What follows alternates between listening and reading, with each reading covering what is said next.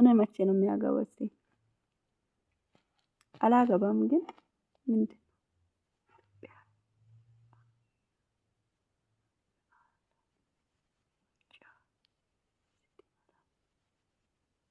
በስመ አብ እግዚአብሔር ይወሬት እኔ ስለ አላገባም ስላልኩ ነው እንዴ? ለምንድን ነው ይሄን ኃይል ያለኝ? እግዚአብሔር ነው ሁልጊዜ ሞክራለሁ። አንድ ቀን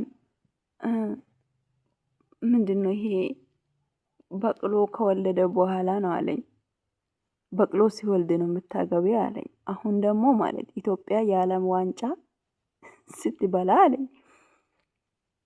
እንዴ ለምንድን ነው ተስፋ የምታስቆርጠኝ አንተ ሰውዬ? ምን ሆነ ነው እንዴ?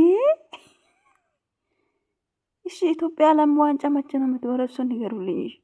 እሺ ደግሞ በቅሎ መቼ ነው የምትወልደው? በቅሎ ወልዶ አያውቅም አይደል? በቅሎ